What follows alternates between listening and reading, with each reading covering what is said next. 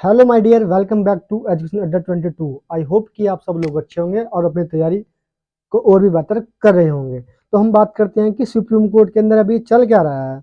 अभी जो आपके जो सीजेआई है, डी वाई के चंद्रचूड़, अभी उन्होंने बोला है कि जो एक महिला होती है सुप्रीम कोर्ट के अंदर, और वो स्टैचू होता है महिला का, उसको बोलते हैं स्टैचू ऑफ जस्टिस। तो वो उसकी आंख पर पट्टी बंदी होती है, वो दर्शाती है कि कानून अंधा होता है। ये अवधारणा को गलत साबित करने के लिए अभी सीजे चंद्रचूड़ ने बोला है कि कानून अंधा नहीं होता है। जब हमारे पास दो पक्ष आते हैं और जो दो पक्ष हमारे पास में अपनी बातों को रखते हैं, तो हम लोग क्या है कि हम लोग इक्वलिटी को डोनेट करते हैं।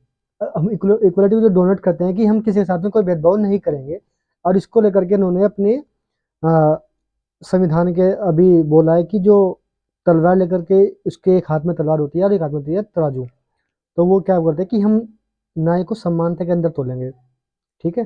तो अभी उन्होंने बोला है कि तलवार को हटा दिया जाए और उनके हाथ पर, उनकी जो भी जो नई स्टैचू बनाया है, उसके हाथ में आपको देखने को कॉन्स्टिट्यूशन मिलेगा, यानी कि भारत का जो संविधान है वो उसके अंदर अभी रख दिया गया है।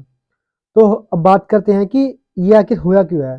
तो सीजीआई ने बोला है कि जो हम अगर दो पक्ष हमारे पास आते हैं, तो हम लोग क्या है कि निष्पक्ष एकदम से किसी भी न्याय को सुना सकते हैं, कोई भी फैसला।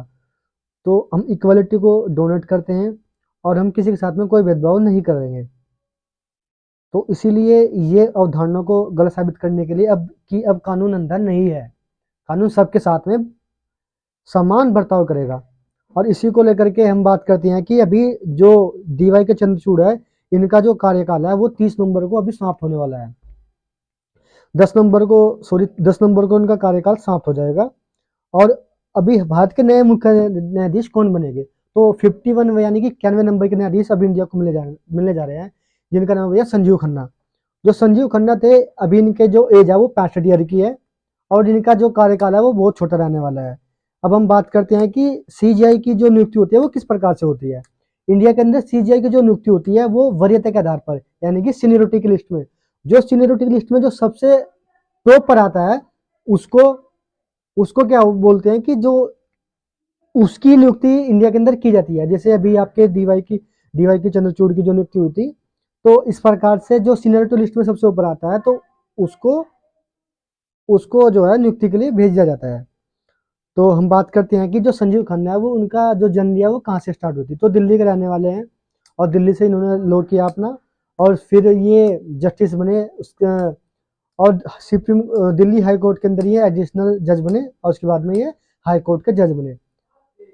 उसके बाद फिर होता क्या है कि 2019 के अंदर जब रंजन गोगोई जी, जब हमारे जो सीजीआई थे रंजन गोगोई जी 2019 के अंदर, हाँ, तो उन्होंने ये सुप्रीम कोर्ट, दिल्ली से हाई कोर्ट से ये निकल जो है सुप्रीम कोर्ट के अंदर लाए थे अपने साथ में। ठीक है। और वहीं से इनका कार्यकाल स्टार्ट होता है। और ये हम इनकी बात करते हैं, तो जो संजीव खन्ना जी है, ये 6 माह के इनका बस कार्यकाल रहने वाला है। और जो इनके कार्यकाल की हम बात करते हैं, तो ये केवल ये आपका 15 मई 2025 तक का आपका ये खत्म हो जाएगा। अब हम बात करते हैं कि सुप्रीम कोर्ट के जो जज है, ये भारत के अंदर इनकी नियुक्ति किस प्रकार से होती है। इनकी नियुक्ति जो चली आ रही है, सबसे पहला केस जो इंडिया के अंदर आया था, वो आपका 1964 के अंदर, फरवरी 1964 में, जब पंडित जवाहरलाल नेहरू जी थे, तो इंदिरा गांधी जो सरकार थी, तो तब ये बताया गया था कि जस्टिस इमाम को जो है, इन्होंने सीजीआई के लिए नहीं चुना था, और इन्होंने बनाया था जस्टिस गजेंद्र गर्ग को। जस्टिस गजेंद्र गर्ग को इन्होंने सीजीआई बना दिया था। फिर उसके बाद होता है कि ये दोबारा से फिर ऐसा हुआ। फिर 25 अप्रैल 1973 में फिर केशवानंदी भारतीय केस आता है।